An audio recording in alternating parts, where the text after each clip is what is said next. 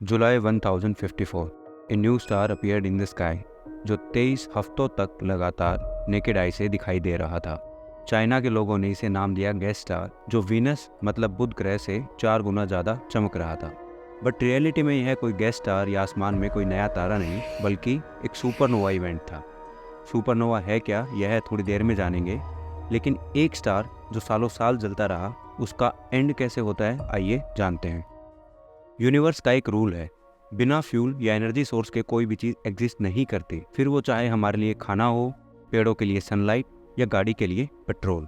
इसी तरह एक स्टार का फ्यूल है हाइड्रोजन। कहानी शुरू होती है तारे की कोर से। स्टार की एनर्जी का मेन सोर्स है न्यूक्लियर फ्यूजन रिएक्शन, और इस रिएक्शन का रीजन है स्टार की ग्रेविटी की वजह से कोर में बना एक्सट्रीम प्रेशर और टेम्परेचर। इस रिएक्शन में हाइड्रोजन एटम्स फ्यूज होकर हीलियम एटम्स बनाते हैं, और बचा हुआ जो मास है वो एनर्जी में कन्वर्ट हो गया। इस नए हीलियम न्यूक्लियाई का मास ओरिजिनल हाइड्रोजन न्यूक्लियाई के कंबाइंड मास से कम है, और यही एनर्जी है जिसे हम फील करते हैं सन से लाइट और हीट की फॉर्म में।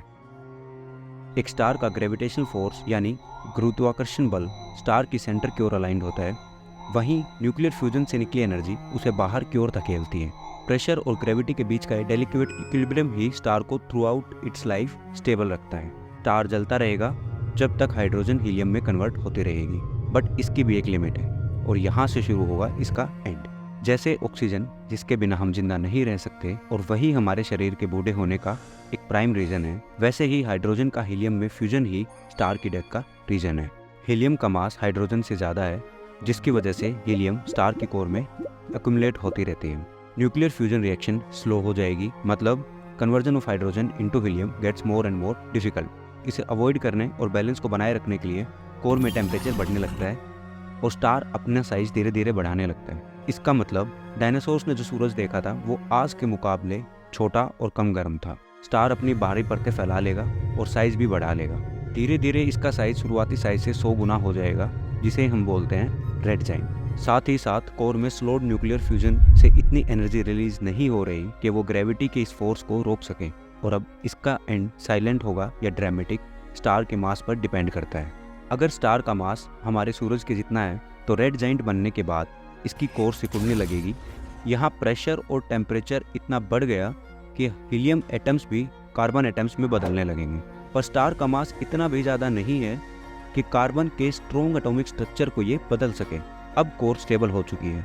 स्टार आउटर लेयर्स को लूज करके गैस और डस्ट का एक गुब्बार यानी प्लैनेटरी नेबुला बना लेगा। इसमें शुरुआती वजन का केवल 20% मास ही बचा है और डायमीटर कुछ हजार किलोमीटर तक ही रह गया है। अब इस स्टार के जो रिमेनिंग्स बचे हैं उसको हम बोलते हैं व्हाइट ड्वार्फ। बट एक क्वेश्चन जरूर आया होगा कि आगे न्यूक्लियर फ्यूजन क्यों नहीं हो रहा। व्हाइट ड्वार्फ स्टेबल होते हैं क्योंकि कोर में इलेक्ट्रॉन्स का रिपल्सिव फोर्स इसके ग्रेविटेशनल फोर्स को बैलेंस कर देता है। बिना कोई फ्यूल व्हाइट ड्वार्फ अपनी बची कुची हीट और लाइट स्पेस में रिलीज करने के बाद एक आइसी और डार्क वर्ल्ड मतलब ब्लैक ड्वार्फ बन के यूनिवर्स में घूमता रहता है। अगर स्टार का मास हमारे सन के मास का 1.4 to 8 टाइम्स हो तो रेड जाइंट बनने के बजाय रेड सुपर जाइंट बनेगा। कोर ग्रेविटेशनल फोर्स के आगे हार मान लेगी और फिर और ज़्यादा कॉन्ट्रैक्ट करना शुरू कर देगी। इसका डोमिनो इफेक्ट होगा, कोर और ज़्यादा हॉट और डेंस हो जाएगी। इतने इमेंस ग्रेविटेशनल फोर्स के अंदर कार्बन एटम्स भी फ्यूज होकर आयरन एटम्स बना देंगे। कोर आयरन की होने के बाद फ्यूजन रिएक्शन बंद हो जाएगी। पर यह व्हाइट या ब्लैक ड्वार्फ क्यों नहीं बना? जैसे ही कोर में फ्यूल खत्म होगा, फ्यूजन रिएक्शन बंद हो जाएगी। बिना कोई एनर्जी के ग्रेविटी को काउंटर करना मुश्किल हो जाएगा, और जो इक्विलिब्रियम अभी तक मेंटेन था वो टूट जाएगा। कोर कोलैप्स करना शुरू कर देगी और टेम्परेचर और प्रेशर ड्रामेटिकली बढ़ने लगेगा, लगभग 100 बिलियन डिग्री तक। लाइटर एलिमेंट्स के मुकाबले आयरन यूनिक है। आयरन न्यूक्लियाई के फ्यूजन पर एनर्जी रिलीज नहीं होती और ग्रेविटी के फोर्स को काउंटर करने के लिए कुछ नहीं बचता। कोर कोलैप्स करती जा रही है। आयरन एटम्स के अंदर इलेक्ट्रॉन्स फोर्सफुली प्रोटॉन्स के साथ मर्ज हो रहे हैं, जिससे न्यूट्रॉन और प्रोटॉन का एक डेंस मास क्रिएट हो रहा है। इस एक्सट्रीम कंप्रेशन को न्यूट्रॉन डिजेनरेसी प्रेशर फिनोमिना बोलते हैं, जो शुरू में कोर के कोलैप्स को रेजिस्ट करता है और टेम्परेरीली रोक के रखता है। लेकिन प्रेशर अब इतना ज़्यादा नहीं रहा कि ग्रेविटी के पुल को वो ओवरकम कर सके। कोर बहुत तेज़ी से और वोलेंटली कोलैप्स कर रही है। There is no point of return now. Gravity के इमेंस दबाव के कारण कोर रिबाउंड और बाउंस बैक करती है और एक कैटास्ट्रोफिक एक्सप्लोजन होता है सुपरनोवा। अगर सुपरनोवा इवेंट के बाद कोर बच गई तो इसे न्यूट्रॉन स्टार बोला जाता है। जो इतना ज़्यादा डेंस है कि इसके एक चम्मच का वजन 4 बिलियन टन है।